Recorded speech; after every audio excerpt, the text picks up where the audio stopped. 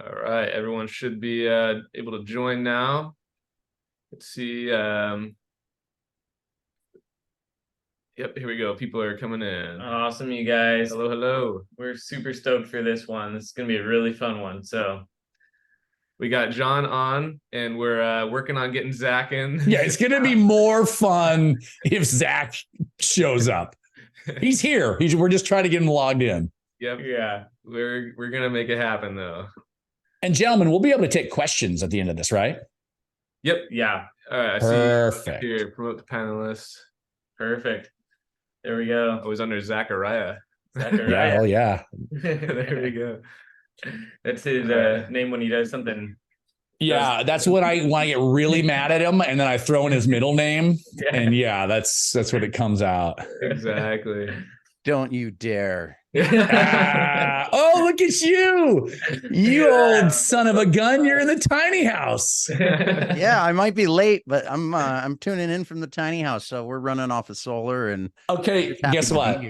I love it.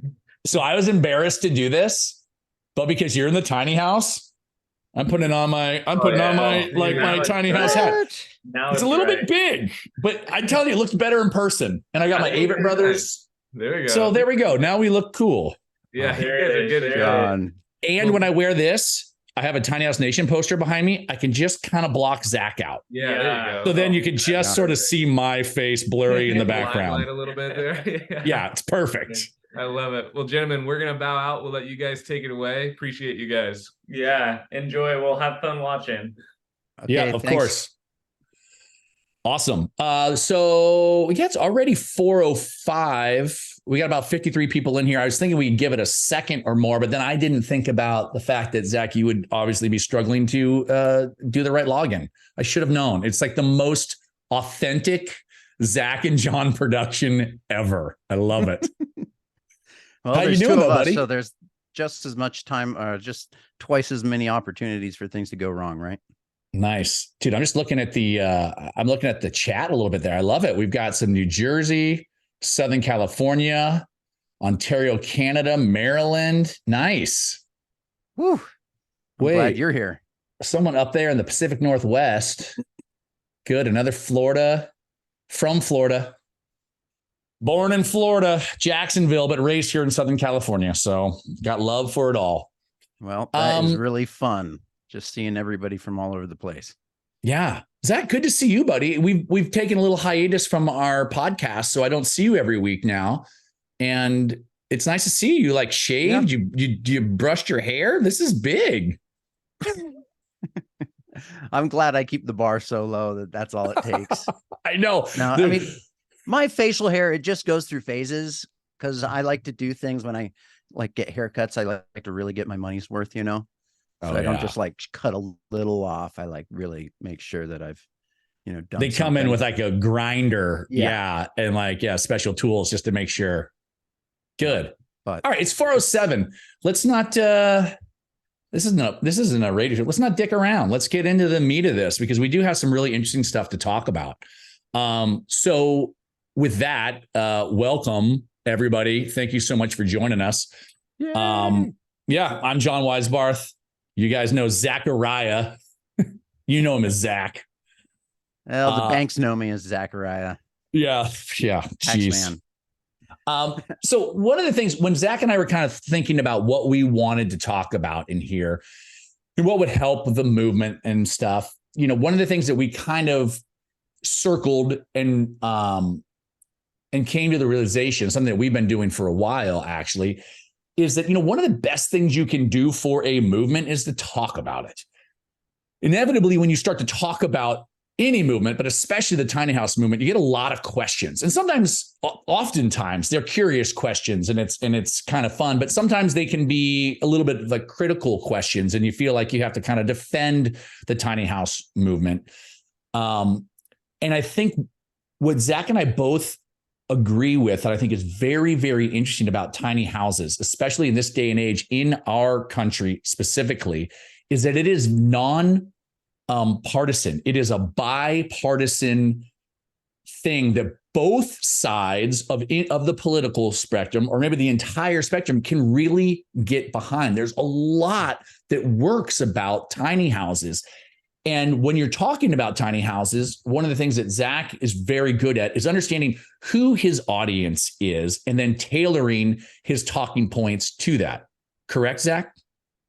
Well, I think that if you want the message to be heard as loud and clear as possible, and you know what I feel very strongly is that, John, you and I, if nothing else, we've been put in the position of having to kind of be that point man of explaining what tiny homes are about a lot of times to people who've maybe just heard about it.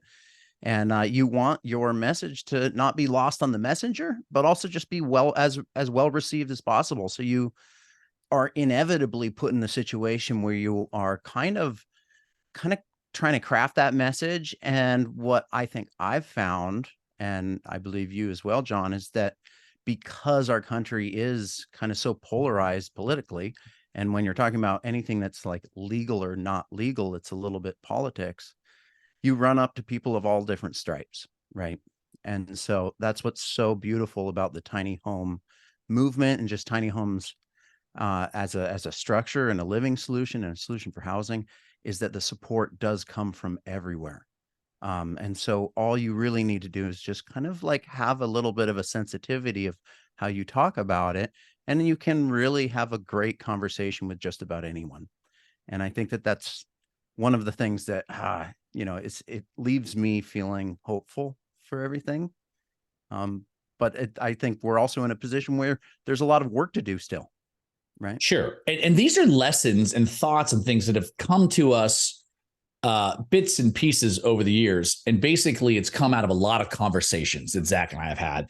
If you're not totally familiar with either of us, we met in 2014 on a television show called Tiny House Nation. Zack was well immersed in the tiny house world and movement by that time already, having already built the tiny house he's sitting in right now, making films about it. I was new to it at the time, but over the course of 5 years, 90 plus episodes, that's a lot of different conversations we had with homeowners, with contractors, with community members all over the country in these. And then you add in tiny house festivals and conferences like this. You add in the podcast that Zack and I do. I've said that a couple of times, by the way. Zack and I have a podcast called Tiny House Tales. Definitely check it out. And if you haven't heard it, honestly, what is great about it is all of the conversations and the minutia and the depth that we never had time for on Tiny House Nation, but we absolutely have the time for on the podcast. We did our first season, 13 episodes, 12 or 13 episodes, and some really great conversations.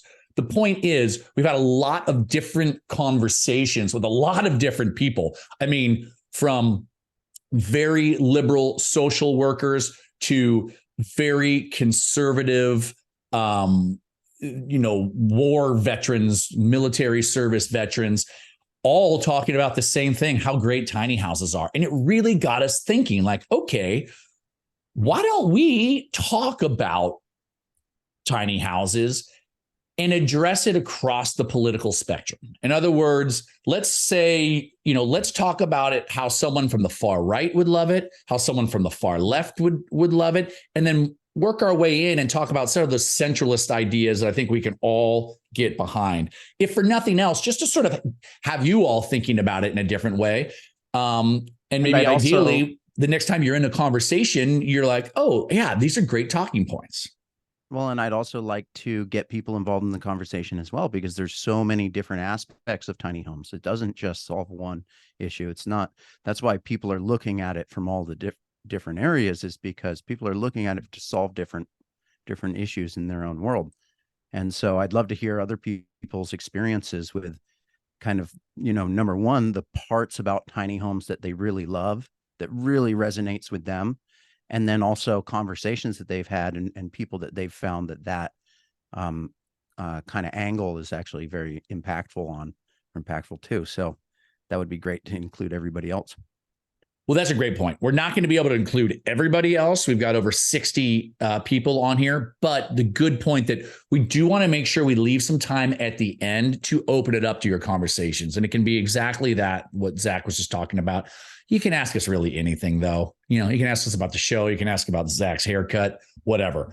Let's get into our program, so to speak, Zach, so that we can make sure that we do have time at the back. And I want to start with you because you have you've had the not how can I say this? It's like I'm not making it's not hypothetical what I'm going to say. You've literally been on Fox News to talk about tiny houses, and you've had to make sure that your talking points are maybe more in line, as you said, with that audience, to make sure that the message was heard.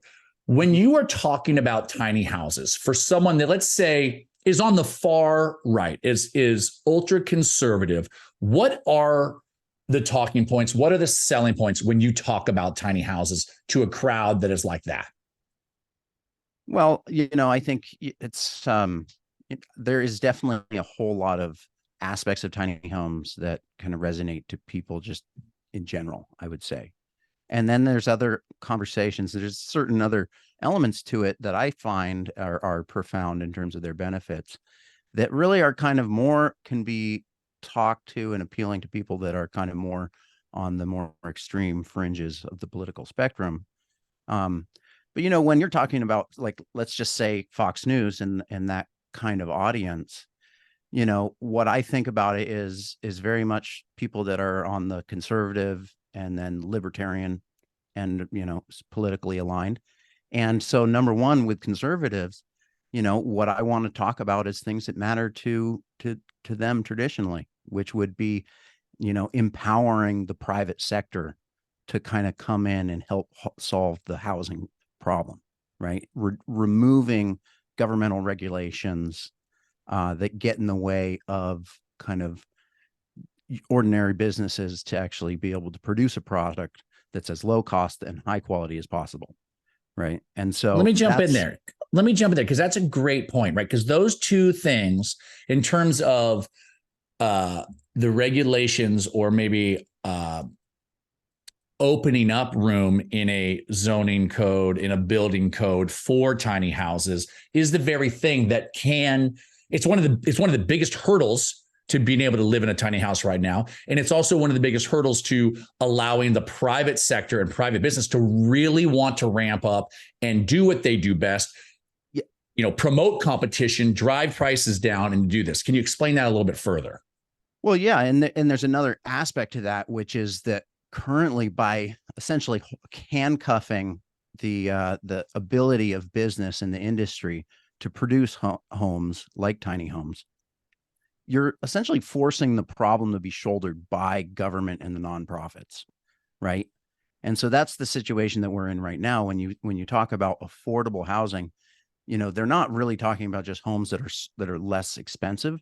They're talking really about subsidized housing, right? Using governmental tax dollars to solve the problem, where you can talk about tiny homes and the need to legalize tiny homes from the perspective of saying, hey, this is a ridiculous thing to expect the government to be able to solve this problem when we could just remove these unnecessary kind of governmental regulations and enable the private sector to actually take a stab at solving it, through the mechanics of the markets. Because a bigger business, off-site manufacturing, stuff that takes capital, that takes a lot of this, no one's going to invest in that when it's not legal, because it doesn't make sense. Like doing it one-off, it's kind of bespoke right now. And as you get rid of these legal hurdles, that's when it opens up, and that's when you can start driving price down. Is that what you're saying? Exactly. It's about, paying attention to the fact that we're living in a capitalist economy. And if we're going to if we're going to try to solve problems, we can't ignore the role that business is going to play in providing solutions. So, that's pretty straightforward. And then, when you're also kind of moving down the list of, things that I kind of try to steer to talk about when I'm on Fox News would be, solutions for older Americans, right?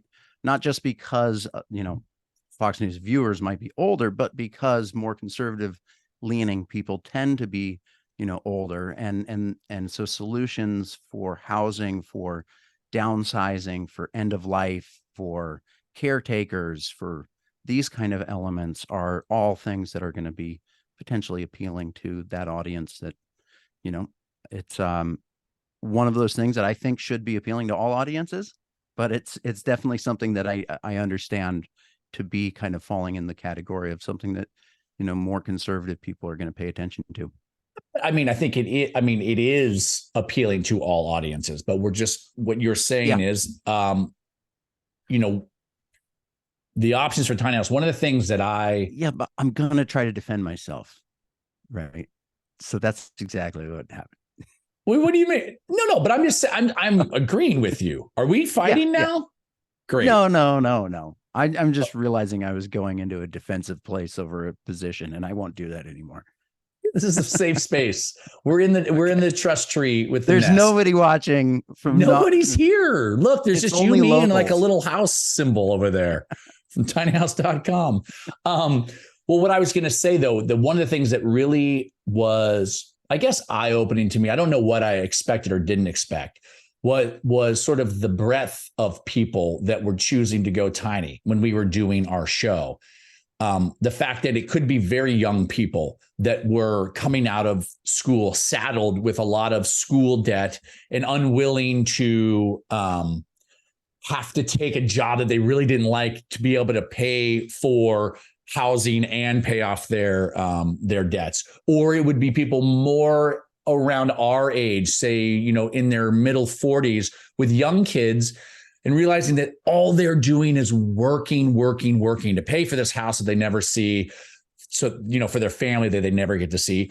Or older people, empty nesters, being like, I don't want to take care of this big place anymore. I want something where I can stay in my community. I can stay around my friends, but something more manageable, especially on a fixed income. And that was my first clue of the power of tiny houses. And you've been telling me this the whole time, but it took me really feeling it and seeing it. So when you say it is, there's a lot of people, absolutely, it's a great solution for older people as well as middle-aged and younger people and across the board. Well, yeah. And, when you're looking at, the subject of housing and solutions for older Americans, it's something that I see as actually a very powerful potential tool for our general economic health of the country. And the reason I say this is because when you look at the housing that's owned out there in the country, such a large portion of it is owned by older Americans, right? That when this kind of bubble in our population, which is the baby boomers, which own just a huge percentage of the homes in the country, as people start to age and naturally transition into other stages of their life, what's going to happen? Are they going to have to just cash out of their home and move into a retirement or a nursing home? Is there some kind of transition process that can make that process of kind of end of life, for one, more financially manageable for people, but also kind of make it so it's actually a little bit more gradual. It's not so all of a sudden when somebody has to sell their home and move, which I think is really important for the health of our housing, of the home values, because it kind of insulates us from the other threat, which could be too much homes being put on the market as baby boomers go to kind of cash in on their retirement savings and move on to some other phase of life. Maybe too many of the wrong homes, the wrong type of homes, given the demographics. Yeah, I mean, I think part of the thing that you have to recognize is when you're talking to people and creating solutions, some people are looking at it and saying, hey, if you throw up a whole lot more homes onto the market, you're going to crash our housing market. You're going to devalue the homes that are already there, right? And so there's a lot of people that are very much influenced and motivated by trying to maintain home prices at all costs. And so the enemy to that is actual supply. When you're talking about the supply and demand, So by allowing tiny homes to be used as ADUs, all of a sudden you are impacting supply. So there is potential to, just like any other kind of surge in inventory, reduce the housing values in that space. All I'm trying to say is that if you're going to solve the problem moving forward of housing affordability, you're going to be increasing supply. So how you do it also matters. And tiny homes and backyards aren't just a great solution for the older Americans in this country, but in my belief, they're actually a great kind of method for us as a country to kind of potentially make that transition where baby boomers are transitioning and out of their homes and selling to other people, make that more gradual. Okay, well, I think there's a symbiotic relationship with tiny houses in backyards, because I do think it helps the younger couple that maybe is maxed out with their mortgage, and to be able to have a little bit of more income there. I think that can help them. Yep. I think it's a nice way to do a multi-generational household where mom and dad or grandpa or whatever have their own space also, but they're nearby family. And so I think those are all great. I think those are all really compelling arguments for a more conservative base. And we can talk about it a lot. I'm going to stop you because literally we can talk about any one of these points ad nauseum. And trust me, guys, I've been on a lot of flights with Zack. I've heard it all. And it is super interesting and why you should listen to our podcast, but we don't have time for all of it here. Okay. Yeah. I want to, moving on from that, the last one that I would say is that tiny homes are also, it's a solution for rural communities. Whereas an apartment building, which is kind of the traditional form of affordable housing, might not be an appropriate fit. And I think that that's another aspect to it that really appeals. Okay, moving on. So now what do you want to do, Zack? Didn't we agree that I was going to be the leader and you were going to be the smart one? Let's talk to people's questions a little bit. No. We're going through this. All right, fine. Zack, we'll save that for later. We talked on the phone for a solid 5 minutes before this and agreed. And as soon as we're here, Zack's just trying to blow it all up. Okay. I want to talk about some of the sort of more liberal arguments, and then we can get into sort of libertarian, and then we can get into that middle ground. Okay. Okay. All right.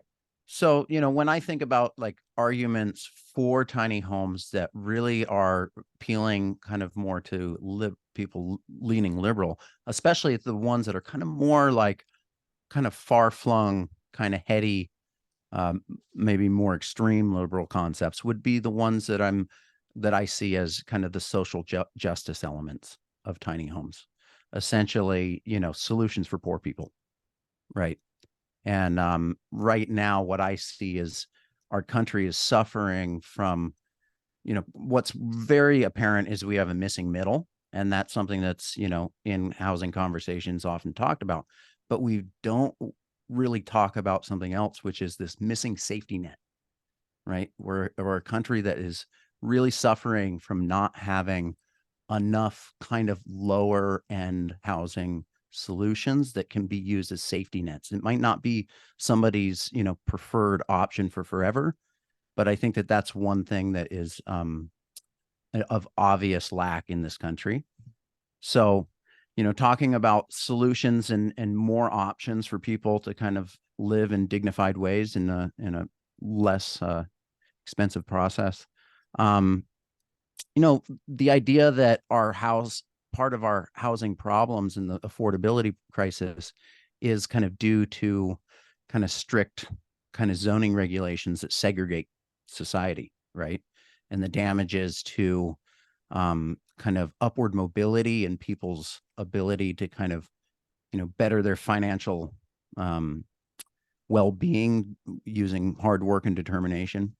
Zack, and what you're talking about essentially is right side of the tracks and the wrong side of the tracks. This sort of housing segregation that has separated people by economic factors, but oftentimes that was racially motivated, especially after the Second World War, in terms of like who was allowed to have loans, who could buy houses, who could start to generate generational wealth and stuff like this. And this is a way to combat that. Yeah, well, what is really beautiful about tiny homes is it's kind of by opening up neighborhoods for tiny homes and backyards, accessory dwelling units, whether it's on or off wheels. What you're essentially doing is having a large home, right next to a smaller home. And especially with tiny homes on wheels, that really opens the opportunity for kind of a really big blow to the segregation, right? You have more opportunities for people of varying economic spectrums to live side by side in a neighborhood. So, going back to the element of kind of the zoning, originally my feeling about it, and this is just my own personal feeling, is that notice I haven't agreed to anything yet. The zoning laws right now that we have in America, they're really about dividing people based on kind of economic class. And so there's not really anything objectively racist about it. However, at the time that we went and implied and basically imposed the zoning laws, we were at a moment where people's economic reality was not the same. White families versus black families, the amount of wealth, I think, it's still to this day about 10 times exaggerated. And so when you have policies that are, based upon holding people down based upon economic status, it's not really necessarily objectively racist, except for we didn't start from a level playing field, right? We imposed these rules onto a public that already had that kind of wealth inequality. And so, my personal belief is that absolutely there is, a racial element to housing zoning and the way that we've done it. And it's still operating today. And where you grow up and the diversity of that space has so much to do with your ability for kind of positive economic outlook in life, that it is something that's definitely worth paying attention to. And it's something that I don't really talk about a whole lot if I'm on Fox News. That's true. And it's just funny, as you were saying, I was looking around and I was remembering a book that that I'd actually heard about from you. Oh, that's backwards, isn't it? Is it backwards for you? No, it looks good. The Color of Law. The Color of Law. It's a dense book that I did not get all the way through, but it is very much about what you talked about, and it had a lot to do with after World War II and the GI Bill and families of color being allowed to get loans only to buy in only certain areas of cities. It's really, really interesting, and it makes the case for sort of an actual racially motivated segregation back then. Again, The Color of Law. So that's a liberal argument. Yep. Obviously the environment, just, it is what it is in our country, that people have basically made up their mind about it. So obviously tiny homes have massive implications in my mind about, how we live, how our society is dependent on energy and how much energy it requires to kind of maintain a happy existence. I think that's a really, really important question that the world needs to tackle. So we don't have to spend a lot of time on it, but and that one's obviously falls into that camp. Yeah. But I mean, that one's obvious. A smaller house requires less material. It does not allow as much to be put into it. The waste is less. The carbon footprint of getting materials to build it is less. The carbon footprint of operating it is less. We understand this. This is one of the most obvious tenets of tiny houses, that less is more, in the fact that a smaller literal footprint contributes to a smaller carbon footprint. Yeah. That one we know very well. Yeah. Now we get to do the fun ones, right? Sure. Did you want to do your libertarian ones that you wanted to bust out? Oh, yeah. Yeah. Okay. Just in case you find the odd libertarian here or there. Well, my personal feeling is that the fun ones are the ones that we kind of like can see eye to eye, like that. Yeah, we all bring agree people on. together on, and those are the ones that, you know, when I am out there talking about it, it's like those are where I try to steer it, because you know, it just impacts more people. So the more libertarian arguments for tiny homes obviously would, you know, some of them are kind of maybe more conservative as well, but just the idea of like getting government out of my hair, you know, just less governmental regulation is obviously a big one. More freedom, you know, just don't tell me how to live. Self-determination. Yeah, self-determination. Don't tell me how to live. You know, property rights. You know, I think that these have all kind of issues that fall into the libertarian category of priority. Other people care about property rights also, you know, but it's just a really big thing. Hey, Zach, quick question. Can I get you like a window shade or something? Or see me hiding over here? I mean, it's this just would be a good spot to sit. And nuclear. Can we flag the window? Do you have like a production crew over there? This is weird because now it looks like that microphone's coming out of your nose. All right. Well, I'm sorry, everybody. This is so bad. But here's the thing: is I can't move my seat because I'm sitting on the staircase. Yeah. So all I can do is lean back. You literally could move your house. That's an advantage if you had to. You can't move your seat in the tiny house, but you can move your tiny house. All right, how's that? Is that better? It's better. It's better. Okay. I didn't mean to derail us. We're at 4:35 almost. So yeah, let's get through this and then we can open it some questions. Yeah. But these are the fun ones. This middle ground, this area where I think a lot of people go, yeah, that makes sense. And when we were designing this talk, I did want to make sure that we started on the far ends of the political spectrum, just to show that even a viewpoint that you may look at and think is radical, there is still room for the tiny house movement in there. That's a great argument. Right.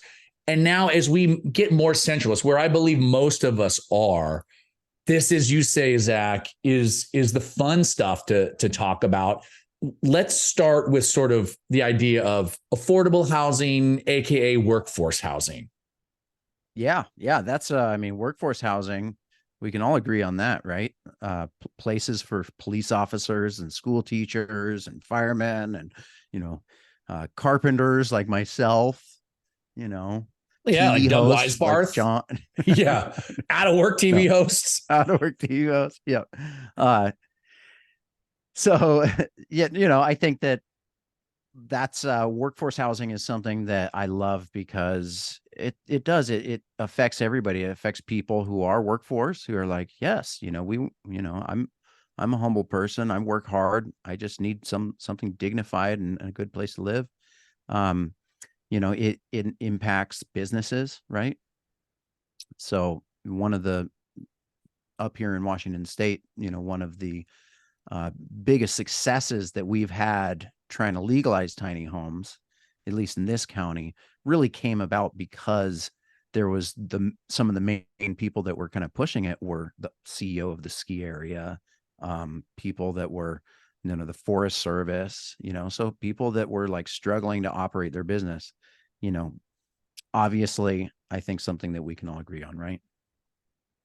I totally agree. Yes. I mean, it is the idea of empowering a strong middle class. I like history. I do think that's one of the things that was one of the greatest assets that this country was able to, build.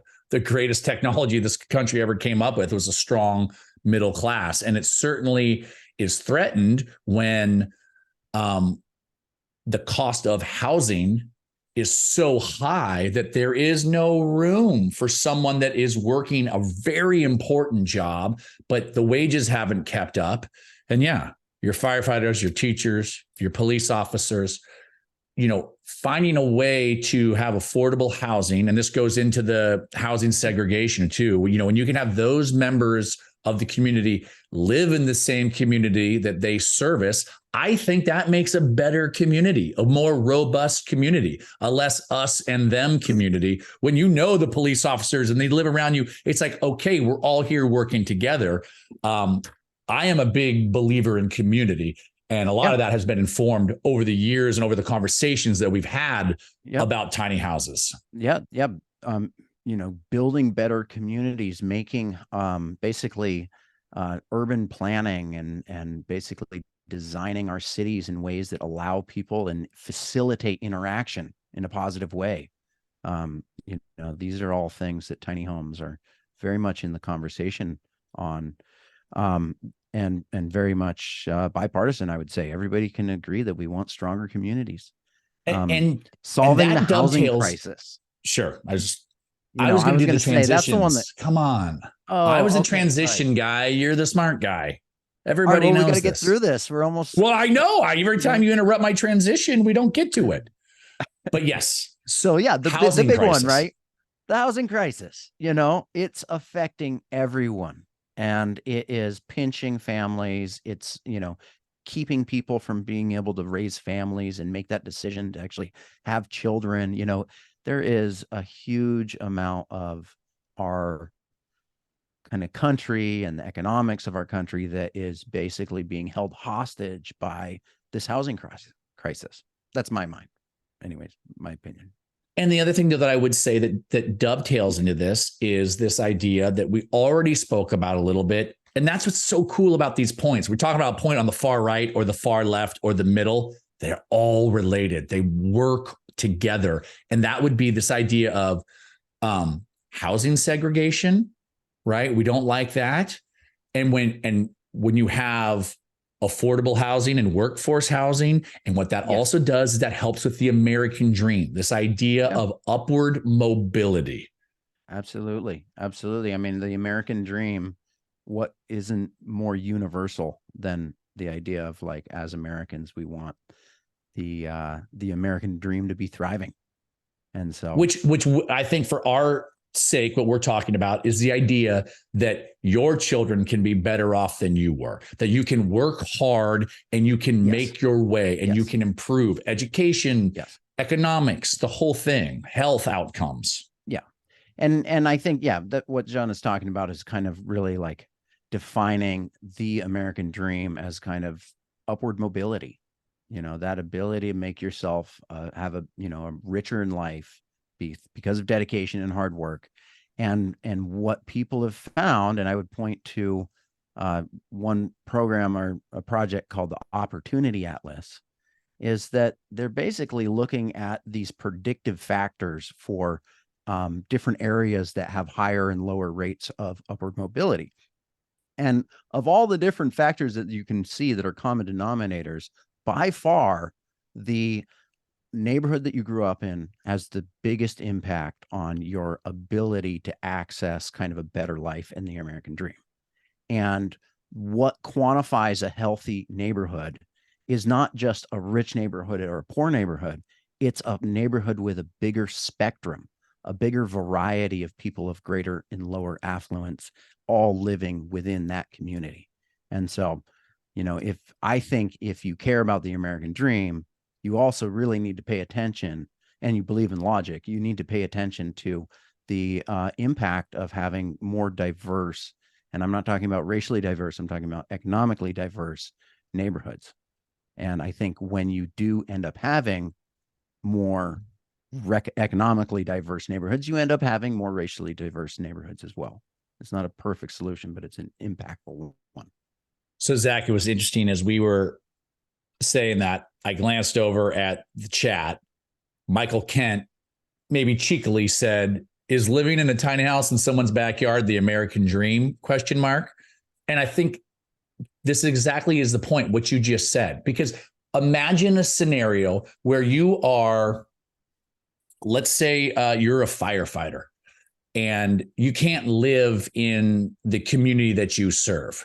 You serve an affluent community, but you can't afford to live there. So your family is across the tracks, the proverbial tracks, in a worse school district that has worse outcomes, that doesn't have the opportunity to go, and your child does not have the same opportunity that a child in, say, the community where this firefighter is working because of a whole host of reasons. Now imagine that firefighter can live in a tiny house with his family. His son can go to that affluent school.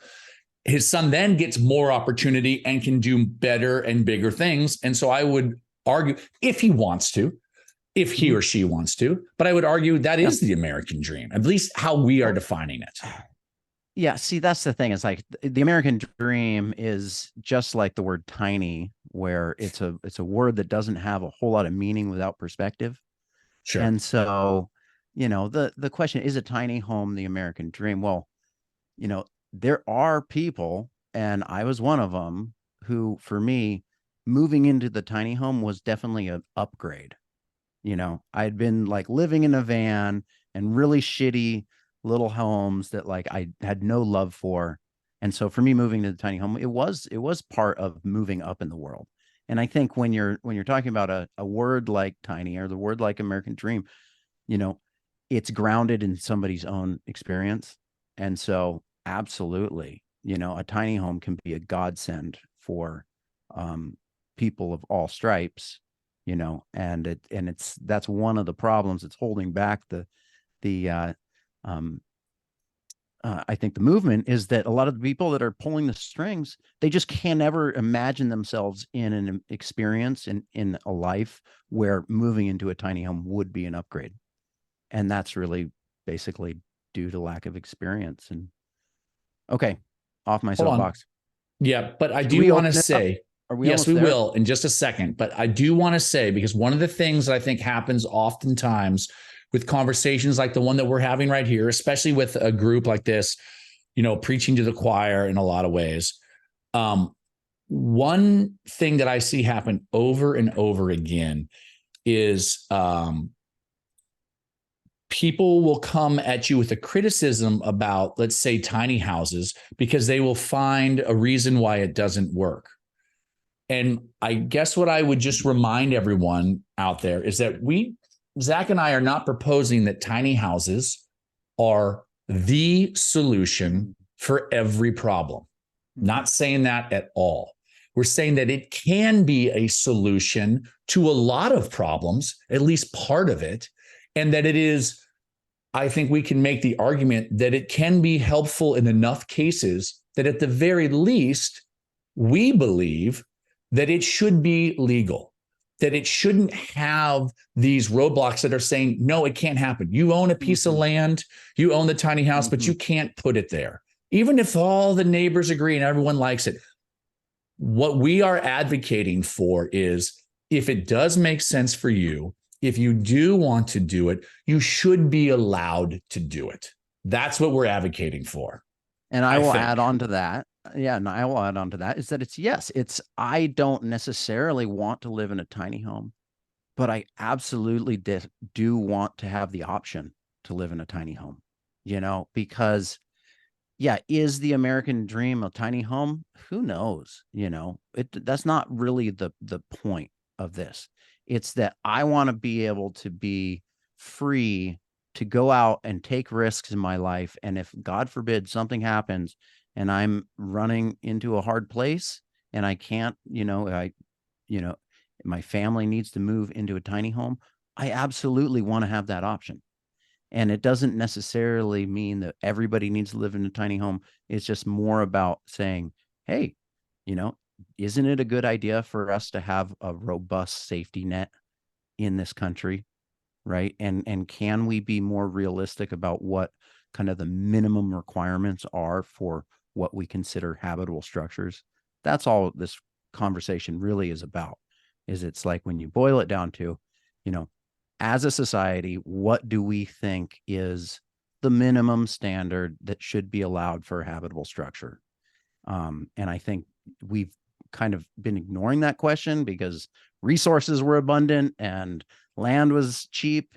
And now we're in a world where that's not the case. And we need to kind of go back and re-examine, what that kind of collective decision has been, and whether or not it's in line with our current priorities. And to be fair, there were people, slumlords, that were very much taking advantage of it. And a lot of these rules were put into place 100 or so years ago to protect people, rightfully so. And it's different now, is I think the case. It is time to look at it again. Yeah. We just weren't, as a society, we weren't thinking about that. We weren't like troubling ourselves with the question of like, how small can you build a home?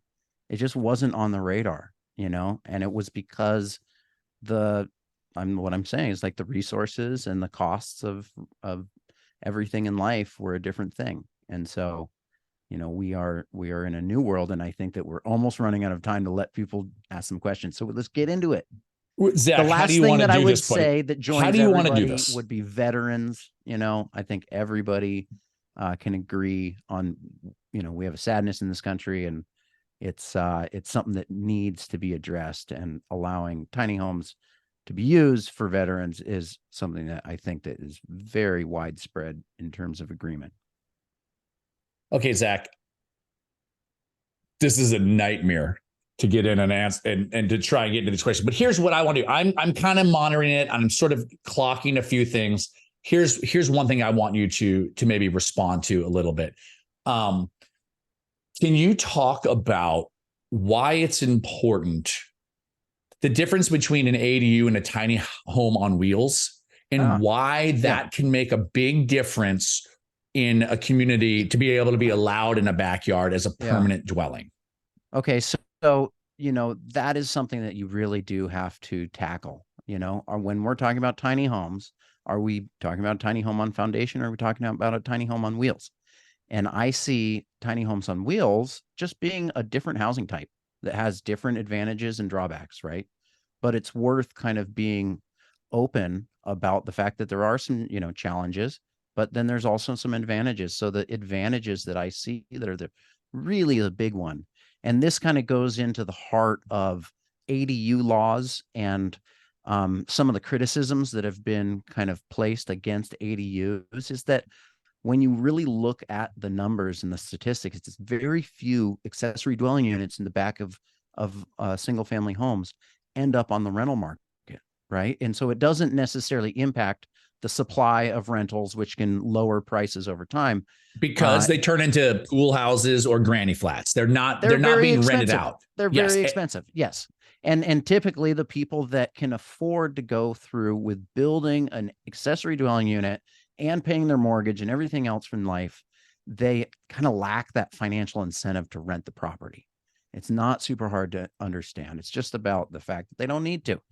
And so when you make tiny homes on wheels allowed to be used as accessory dwelling units, what you're really doing is you're taking that same ADU law and you're making it a solution that is attainable by property owners of lower affluence, right?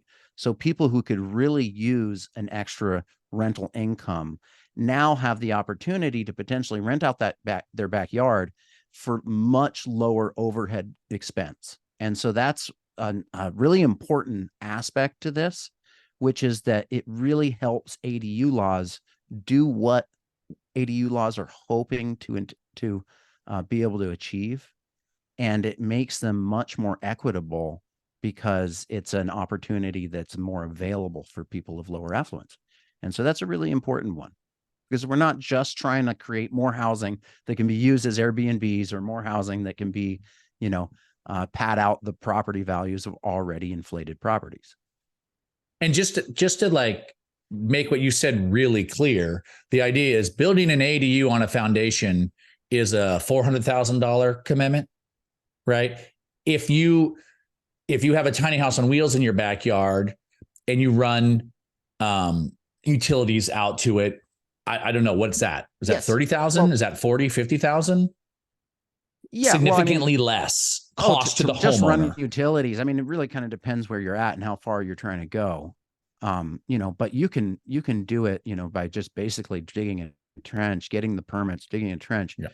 You know, probably. Zach, I don't want to get into the details. I was just trying to make a quick point. You know? Yeah, I'm just making a quick point. And so, yeah, in basically wrapping up that thought, the significance of mobility really comes down to the ability for a property owner to partner with the owner of a tiny home to produce another accessory dwelling unit in the backyard. So the overhead expense doesn't fall onto the responsibility of the property owner. And there can be this dynamic where both parties kind of enjoy a portion of ownership. And so, yeah, I could talk about that a long time. I know. So here's another thing that here's something else that I'm seeing in the comments, and I just want to maybe address. I do want to say we have about 7 minutes left, and when it hits 5, it's just going to shut off. So just understand that's what happened. No, it's okay. All right.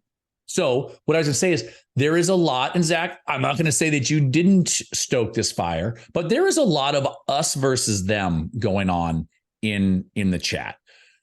Mm-hmm. The wealthy won't give us even a little bit. Why won't they let us have this?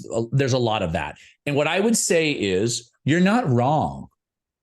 However, I think the more effective thing to do is to show up to city council meetings and start talking about legalizing tiny houses, understanding what are the issues in your municipality and talking about them, because I think everybody does want to solve these problems. And I think tiny houses are a good part of that solution. And so I think we need, the whole point of our conversation here today was to inspire more conversation. And I just want to be really clear about that there is something that we can do other than all of us get together and be like, man, they're really not letting us have it. We can do something about this. Well, and I think that we are doing something about it. I think that we're actually winning this fight. Absolutely. You know, for me and for people that have been kind of talking and advocating for tiny homes this last decade or more, you know, we've seen a huge amount of kind of hope and dreams for progress, and just a lot of kind of not really much traction. And then in the last 2 years, we've gotten all sorts of places to open up to tiny homes. It's a totally different thing when you're talking to people in politics today, especially in local government, because you go to these meetings, housing affordability is like the number one. You know, it was always something somewhere, you know, in the conversation. Now it's the main thing that people are talking about. And so, you know, we are definitely winning. And I don't think that it's going to be a situation where it's just like, oh, the rich people will never let us do it. It's like, no, change is happening. We just need to be careful about how we go about kind of, you know, facilitating it, I think. And that's exactly right. We do have to be thoughtful about how this goes together. And, you know, when there's questions about, oh, well, the cities don't want tiny house on wheels because they won't be able to collect property tax. Well, that's only because that's how it is right now. Like, right, there have to be certain things that have to be figured out, but we can figure it out. If you've got a job and you've been doing it the same way for a long, long time, and someone comes at you and says, hey, we're going to redo all this, you're like, that sounds like a lot of work. Maybe I can just stall and not have to do this and the problem will go away. And that happens a lot. But at some point, it's like, you got to clean out that garage because John's coming to town. He's going to make you pare down. You know, at some point, it can happen if you keep the pressure on. And that's, I think, what we're advocating. Well, yeah. And I think that any movement that's successful, it needs kind of a lot of different types of effort. You know, it does require civil disobedience, which I think our movement's got plenty of that.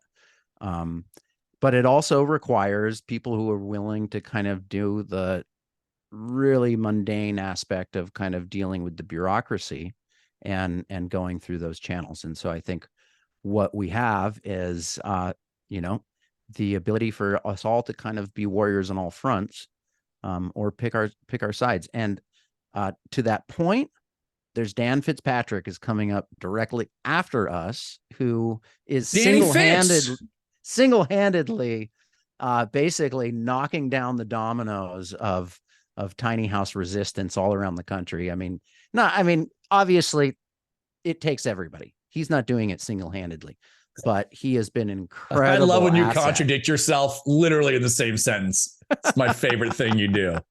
But as you've said, Zach, it's as if you're going to France and you're trying to like pick up on a Parisian woman, but you don't speak French or man. And then here's Dan Fitzpatrick. He's fluent in French. So he speaks the language. That's a weird analogy I had, but I think we know what I was talking about. No, the truth of the matter is that the nuances to the things that are basically the prohibitions against tiny homes, they're so frustrating because they are just a totally different language. You know, if you've never dealt with building codes, zoning's a little better, but building codes for sure. It's almost like being a lawyer where you have to go to law school just so you can like read what people are writing. Anyways, Dan has been a huge mentor of mine. So everybody stay tuned. Check out Dan because he's going to fill in a lot of the gaps that we kind of touched on in this. Zach, if I could only get you to promote our podcast the way you just promoted Dan Fitzpatrick, we would have we'd have a good podcast. To that point, if you like the conversation you heard here, if you're interested in hearing more interesting conversations that really go across the board, Zach and I do have a podcast, Tiny House Tales. Tiny House Tales with Zack and John. Somehow Zach got to put his name first. I think we understand why. Yeah. And it's a podcast, so you don't have to be distracted by me like hiding from the light over here. So yeah, we've got 12 or 13 episodes out already. You can find it anywhere where you see podcasts. Our time is up. Thank you guys for being here. 74 strong. I appreciate it. I hope you enjoyed it. And legalize tiny, everybody. Thanks for tuning in. Zach, play us out real quick with that guitar. Grab the guitar. Play us out real quick. All right. You got like 12 seconds. Grab it. I've got one out of tune too. Let's do the tiny house song. Do we have one? Hurry. Oh, it's 5. It's going to end. Oh, no. Play something. Oh, nothing. Can't hear anything. It's really out of tune too.